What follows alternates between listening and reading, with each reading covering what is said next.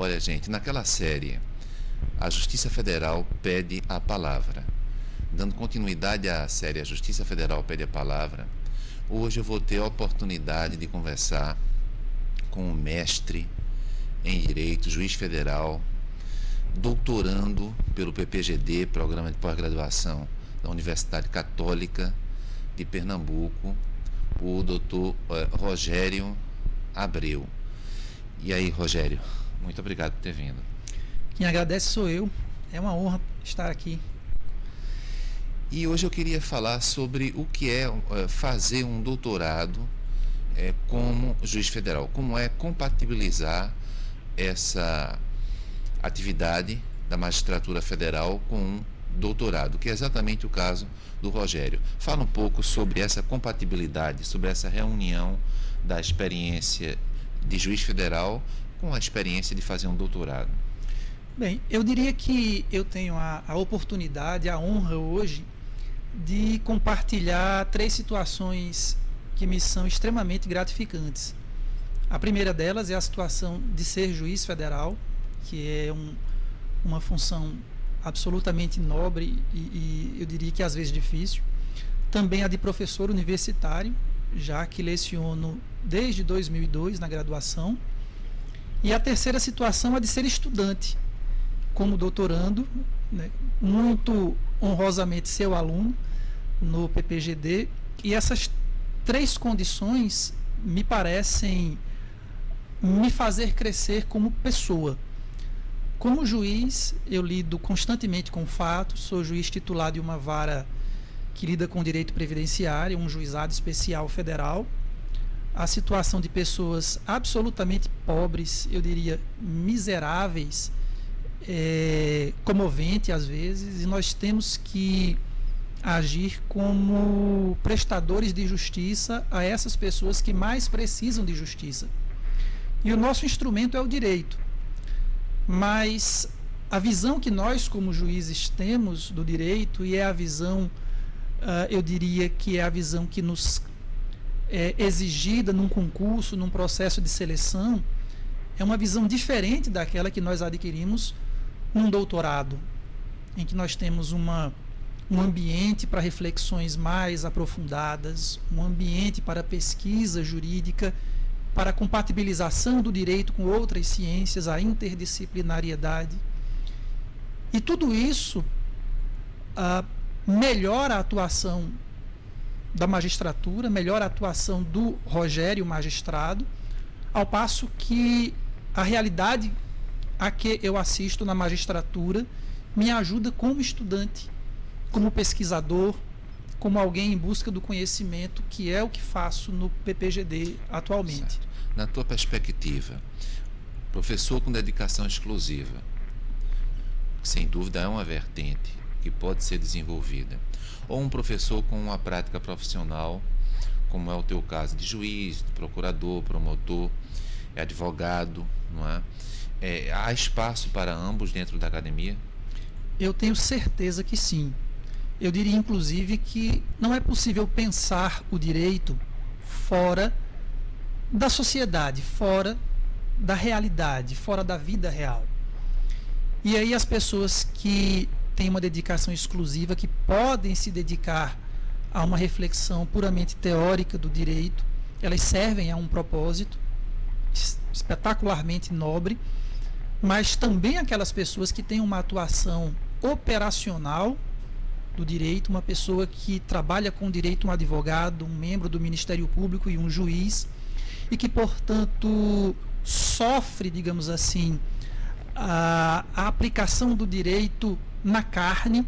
Essa pessoa tem também algo dessa experiência a trazer para a academia, de modo que, se apenas os professores com dedicação exclusiva tivessem a oportunidade de ter acesso à academia, sobretudo no âmbito do direito, do bacharelado em ciências jurídicas, perderia o imenso cabedal de conhecimento que uma pessoa com a prática pode trazer para a academia.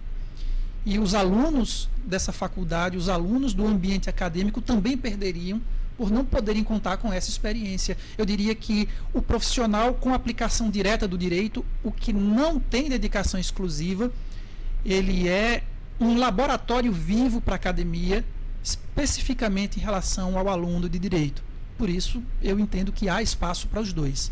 E nessa integração, você também é professor desde 2002.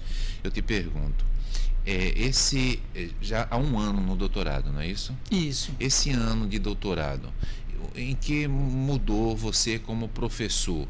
Essa busca de integração entre a graduação, PPGD, Programa de Pós-Graduação em Direito. O que é que você acredita que o doutorado, já nesse ano, te mudou como professor?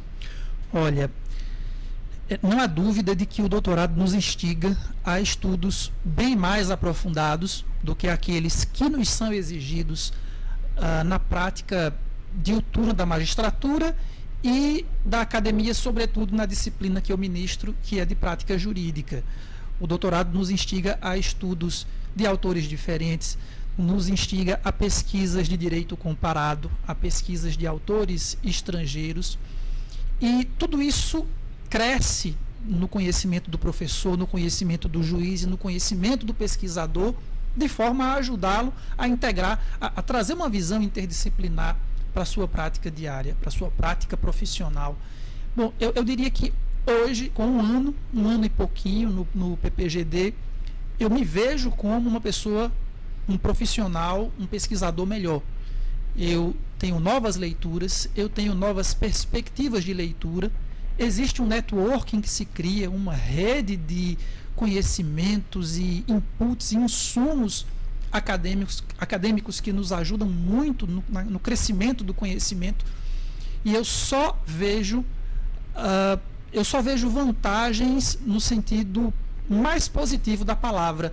Eu só vejo crescimento, eu só vejo boas perspectivas para aquele profissional que dedica seu tempo à pesquisa, que tem a coragem de buscar um mestrado e um doutorado e que se torna, portanto, um profissional bem melhor. Bom, mas além dessa integração, graduação, mestrado, doutorado e até pós-doutorado, há também uma integração no sentido de uma universidade com uma outra universidade, às vezes do próprio Brasil, às vezes fora do Brasil. Recentemente, o Rogério esteve em Santa Catarina, num congresso em Santa Catarina. E uma das questões, nós estávamos conversando, que diz respeito à questão da linguagem. Um dos temas que me chamou a atenção nesse congresso de Santa Catarina foi uma análise pericial a respeito de uma gravação de um determinado empresário em relação a uma grande autoridade pública brasileira. E aí, será que a perícia ela consegue ser científica e descontaminada de qualquer aspecto ideológico, ou a análise crítica das perícias costumam ser, mesmo as perícias técnicas, costumam ser contaminadas por ideologia hoje no Brasil? Bom, a verdade é que a linguística forense, que era um dos grandes subtemas do evento, que foi o congresso da Associação de Linguagem e Direito, a ALIDE, que tem como uma das fundadoras a nossa querida professora Virginia Colares, minha orientadora. Perfeito. A linguística forense é um campo de conhecimento ainda em crescimento aqui no Brasil. Eu tive a oportunidade de assistir a debates interessantíssimos.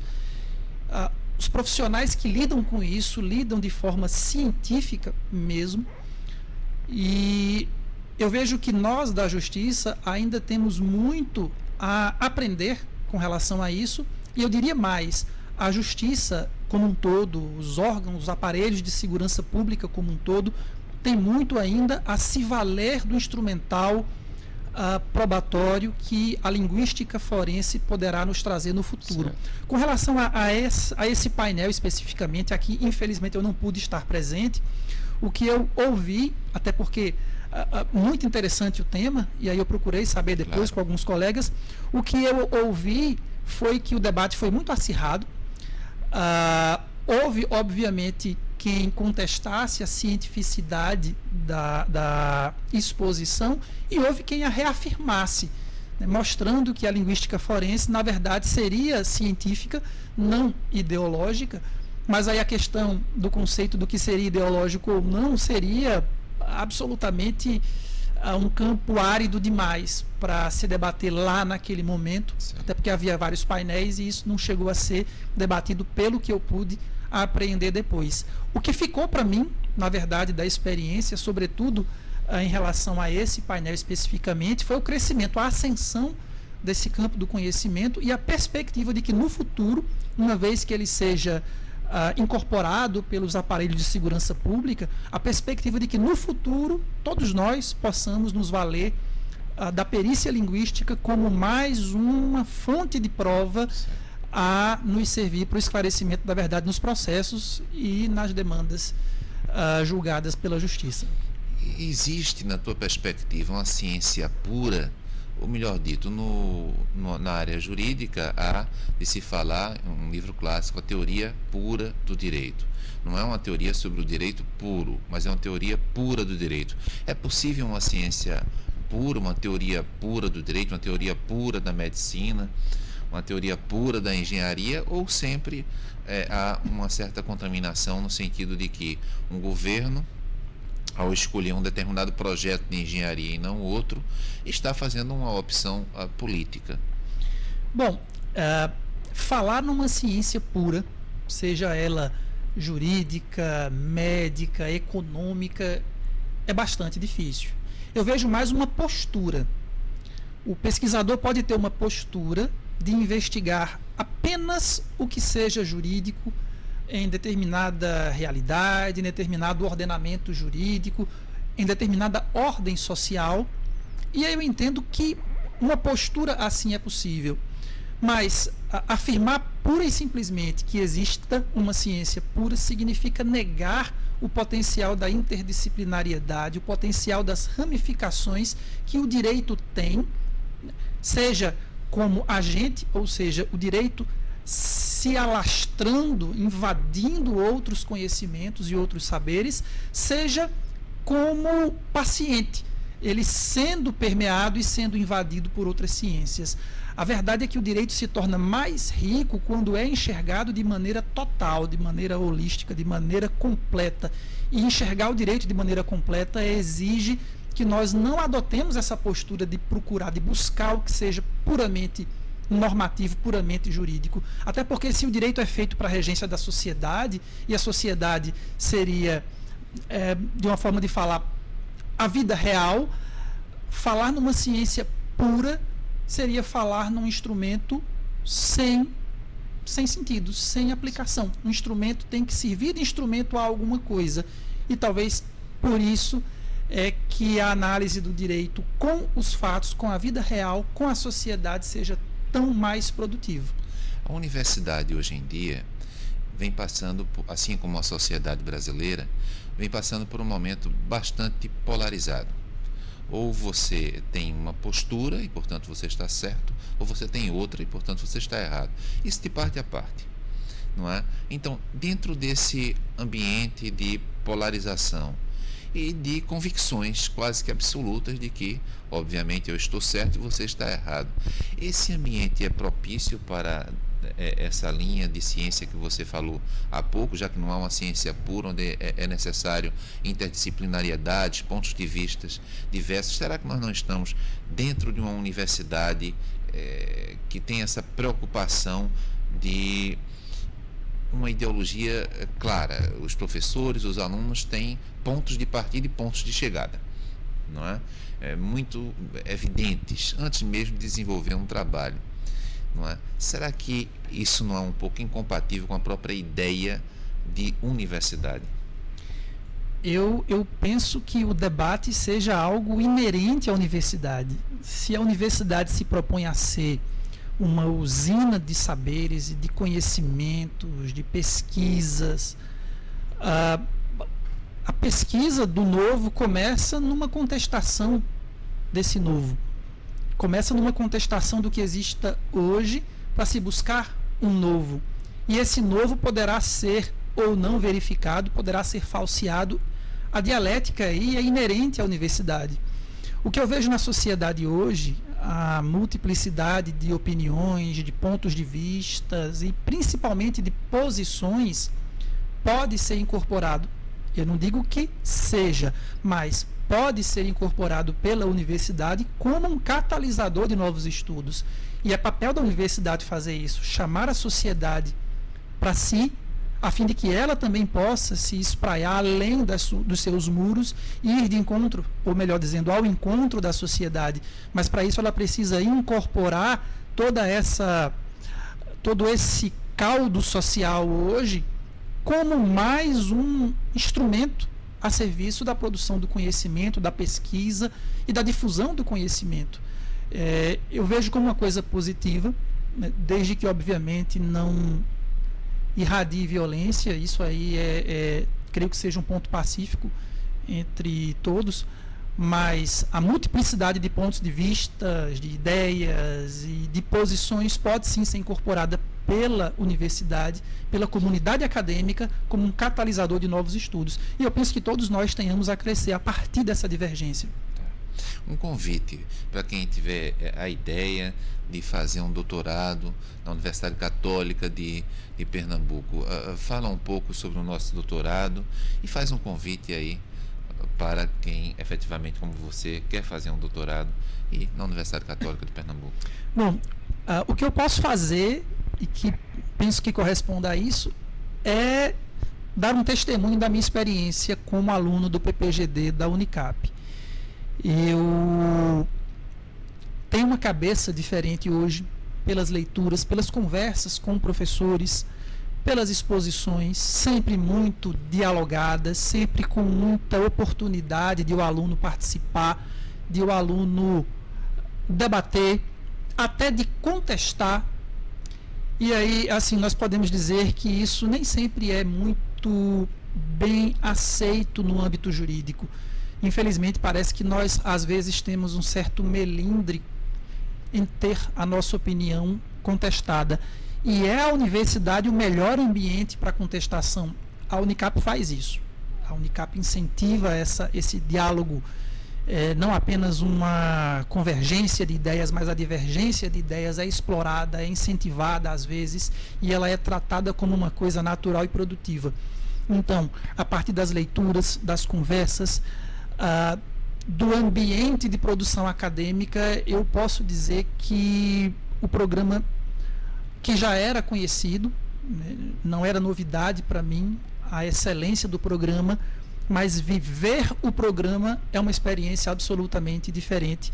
E, sinceramente, eu, sabendo o que eu sei hoje, eu só posso dizer que recomendo o programa como aluno que sou, como estudante que sou, e sou muito satisfeito pelas oportunidades que eu tenho de crescimento como pesquisador e como estudante aqui na Unicap. E eu tenho certeza que ainda tem muito a aprender aqui, sobretudo porque a gente nunca para de estudar, não é? E a oportunidade que nós temos de enxergar o direito como ciência, enxergar o direito como o ponto de partida, não como o ponto de chegada, é uma experiência muito interessante. E é a universidade, é a academia que pode nos fornecer isso, mesmo aqueles que já tenham uma longa experiência profissional. A academia é um recomeço, e é um recomeço que vale a pena ser explorado em qualquer tempo. Então, feito o convite aí para vocês, quem tiver interesse em fazer um doutorado, uma das alternativas é exatamente essa, PPGD da Universidade Católica de Pernambuco. Muito obrigado, Rogério. Quem agradece sou eu, estou à disposição sempre.